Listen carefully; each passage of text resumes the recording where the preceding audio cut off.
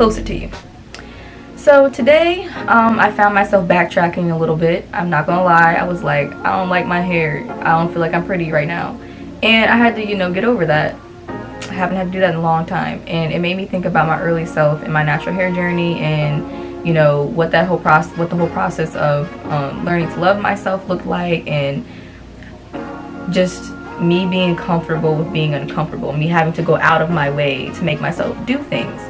And so I put together a list of like 5 things. You can let me know in the comments if you want a part 2. But I put together a list of like 5 things that I did and things that I said to myself to, really help me push through that whole process. So we got the rose quartz on us today for my own self-love. You can pick up on her energy if you want to. I'll hold her up. You can pause it if you want it. She's vibing. She's right. But let's get into it. So when I did first start wearing my hair out, I would do it in little gradual increments. So I would have like a half up, half down type of style going on, and I would wear that out for a couple hours until I got really uncomfortable and I felt the stares and people were trying to touch my hair or something, and then I'd put it into a bun. And so basically every day I would see how long I could go before putting it in a bun. Or I would pick or in the very beginning of that whole process, I would say, for this week, I'm going to wear my hair out 3 days. 3 days of this week, I'm going to wear my hair in this half up, half down thing instead of just wearing it in like the bun or ponytail that I usually would, right? So I would just do that until I could, go a full day of just wearing my hair in that style. And then after I got comfortable with that, I would say, okay, and I would wear it in a fro. And then I would see how long I could do that before putting it up, because the hands and the staring. So I would see how long I could go before the uncomfortability got so intense that I had to put it up. And so eventually, from doing that for a while, I just found myself wearing my hair out more, and I just really didn't question it because the uncomfortability I just got numb to it. So that really helped a lot, just doing it in baby steps. Secondly, following people with your hair texture. It sounds really dumb, it sounds kind of like a duh, but it's really easy to get caught up fantasizing and romanticizing about looser hair textures. I know me, when in the beginning of my journey, I was really fangirling over like Lisette's curls, because she has such loose, beautiful, big, voluptuous curls, and I was like, I want those so badly. And so I was like mad at myself, and I hated myself more for not having what she had. And so when I found people like Natural 85 and like Will on a Whim and like Chime, I was like, oh, look at the flavor, look at the texture, the coarseness. It looks just like my hair. And so watching them deal with their hair and like seeing how they went about it brought me so much more comfort. And it was just that representation aspect that was so key to me learning to love myself. Like, because it was like, oh, I'm not the only one out here with hair like this. Because to me, especially being a kid, like, if you don't see it, sometimes it doesn't exist. So having to go out of my way to find it was definitely like a little hurdle, but helps a lot. Back to the uncomfortability. When I was walking around, and sometimes even now, like when I walk around with an afro, I have to be aware that that's happening, and then I'll lean into the uncomfortability. And so when I'm leaning into it, I really try to focus in and try to have the intention of, okay, I'm aware of the fact that I am one of the only ones in this space that looks like this, and I'm unique in that. And I had to I really try to own my own beauty in that aspect. So I'm like, I'm the only one in this space, or one of the only ones in this space who looks like this, who has hair like this. I am unique. I am the only one, and I have to like look at that in a positive sense. And so I lean into it with intentions of, yeah, like, I'm cool because I'm the only one like this. Y'all are basic, right? It was just like me having to boost myself up a little bit. But that definitely helped, especially, like I said, being in a PWI.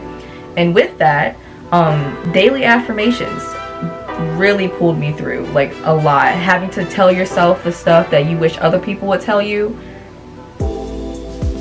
it helps a lot. I'm so serious. Like, some of the stuff that I said to myself was like, don't hate your hair for doing something it's naturally supposed to do. Just because the people around me cannot see my worth, it does not make me any less valuable. My hair is unique, it is beautiful, and it is grand, right? So it's just like little stuff like that. Just like, I have to be comfortable with being uncomfortable type thing. Or like, I am beautiful, I am worth it. And it might sound really cheesy and dumb, but I feel like it helped me a lot. And like I said, like, not like I said, but thoughts make up, you know, like thoughts, what am I trying to say right now? I forgot what I was about to say, I'm sorry. But thoughts basically, you know, they shape who you are to an extent. They shape how you feel about yourself and how you view the world, and they hold energy, their energy, right?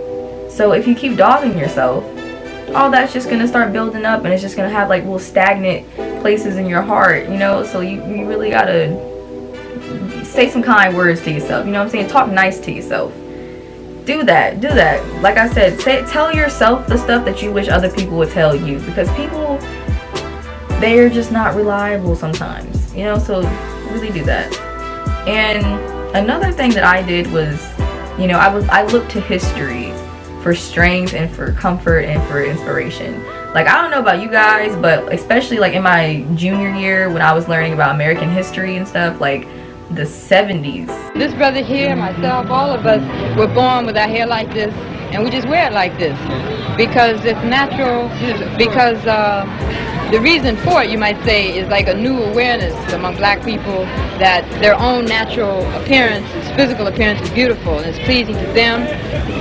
For so many years, we were told that only white people were beautiful. Only straight hair, light eyes, light skin was beautiful, and so black women would try everything they could, straighten their hair and lighten their skin to look as much like white women. But this has changed because black people are aware, and white people are aware of it too, because white people now want natural wigs. They want wigs like this. Dig it? Isn't it beautiful? All right.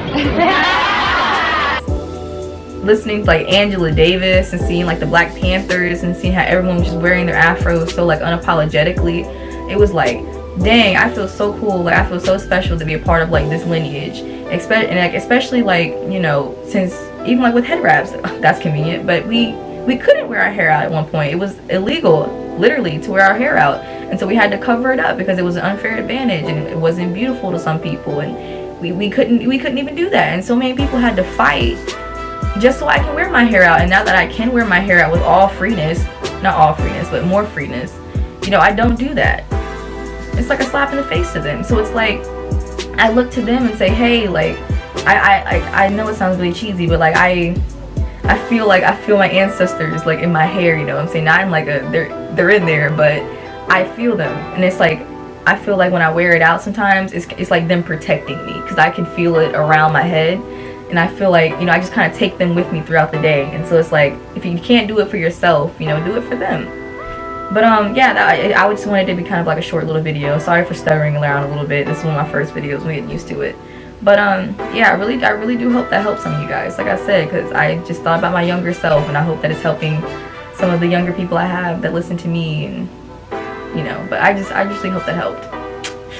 I forgot to record this earlier, I'm sorry, but if any of you have any more ideas or methods of ways that you used to, you know, embrace your hair a little bit more, comment that below, because I'm probably gonna end up making a part 2 anyway, and I really want to get more than one voice in on this, especially because I know I'm not the only one who had to go through that, and I really want people who are trying to come into their hair and embrace it to have options and different, you know, ways to go about it.